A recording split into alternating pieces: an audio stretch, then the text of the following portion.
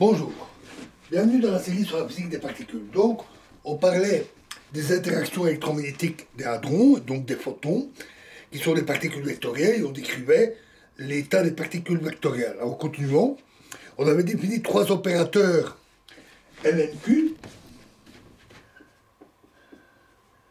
des opérateurs vectoriels, et en agissant par ces opérateurs sur la fonction sphérique scalaire,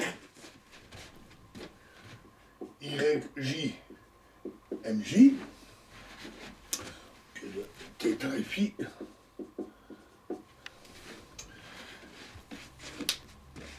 de la fonction sphérique scalaire de la particule, on obtient trois fonctions vectorielles qui dépendent du vecteur Q. L, Y, N, Y et Q, Y. Et ce sont les fonctions propres de l'opérateur de moment total grand M carré. En effet, en agissant par exemple par l'opérateur MR sur la fonction Y, on trouve LY, pardon, MR, LNY, JMJ,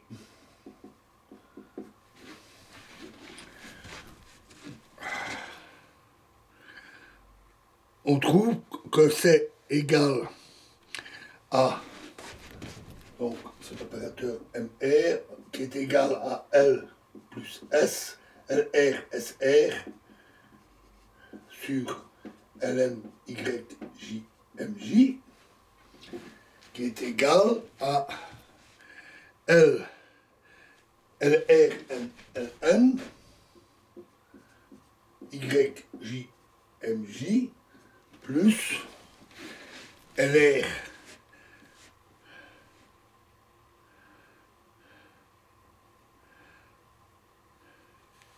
pardon, qui est donc SR LN, Y, J, MJ. Alors, en utilisant la première relation de commutation que nous avions vue pour les opérateurs et la formule SR LI égale moins epsilon RIJ LJ moins I epsilon, formule classique entre ces opérateurs, on aboutit alors au résultat suivant. MR ln YJ MJ est égal à ln LR YJ MJ plus I epsilon RNJ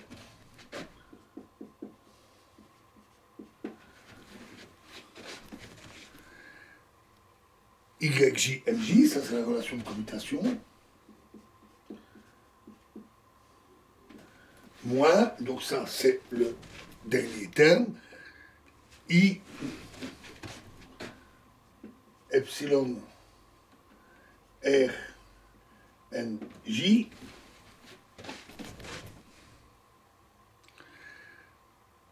LJ YJ MJ.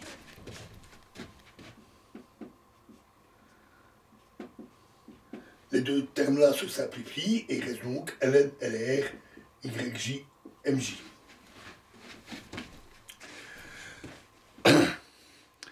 En agissant sur ce résultat, encore une fois avec l'opérateur MR, on obtient M carré, pardon, ln YJ MJ est égal à ln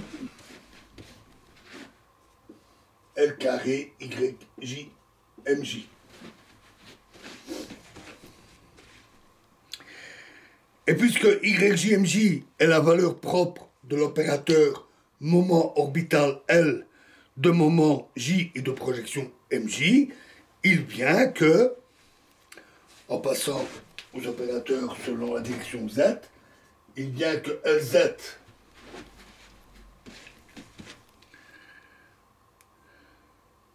YJNJ YJMJ est égal à J fois YJMJ et L carré YJMJ égale J fois J plus 1 YJMJ.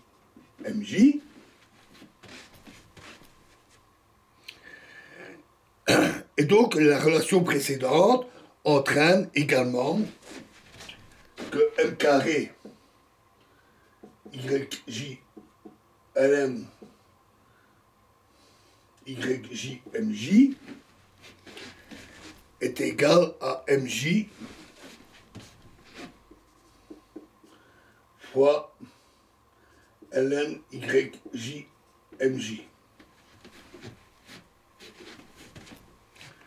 Ici c'est opérateur projection, donc c'est MJ. Donc on obtient le même résultat. Et M carré, donc ça c'est MZ, pardon, et M carré, toujours de la même relation, égale J fois J plus 1, toujours de la même relation. C'est-à-dire que Ly est réellement la fonction propre de l'opérateur de moment total M carré, de moment J et de projection MJ. Alors d'une façon analogue, on démontre que les fonctions N, Y et QY aussi, ainsi que par conséquent le vecteur sphérique Y, sont les fonctions propres de l'opérateur M carré, de moment J et de projection MJ. Les opérateurs L, N et Q étant orthogonaux l'un à l'autre, les fonctions Ly, Ny et Qy sont réciproquement orthogonales. Alors, retenons pour ces fonctions la condition de normalisation suivante. Intégrale y lambda star jm fois de q fois y lambda prime j prime m prime de q dq est égal à 4 pi delta lambda lambda prime delta j j prime delta m m prime, condition de normalisation que nous choisissons. Alors les fonctions Ly, Ny et Qy qui vérifient les conditions requises s'écrivent sous forme explicite. Je fais grâce de tout le détail du calcul là. 1 sur j, j plus 1, à racine du j, j plus 1, ny. Qu'on va noter y, jmj plus 1 est égal à 1 sur j racine de j, j plus 1 fois d sur dq moins q fois q d sur dq fois y de jmj et de q, évidemment. Et de même, 1 sur racine de j, j plus 1, L, y, que l'on note y, j, m, j, 0,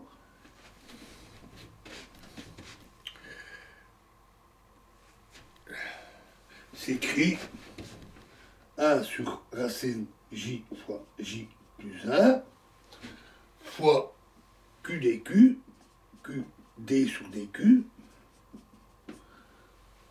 toujours de y. le vecteur sphérique. Et enfin, on note YJ, MJ plus 1, moins 1, pardon.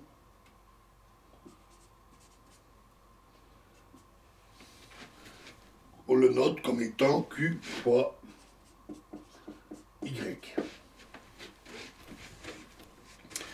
Le vecteur QY est orienté le long de l'impulsion Q et est donc associé à la polarisation longitudinale d'une particule vectorielle, qui est nulle pour le photon. On va y revenir. Alors, les vecteurs LY et NY caractérisent pour le photon les polarisations transversales. Voilà, et nous continuerons dans la prochaine vidéo. Je vous remercie.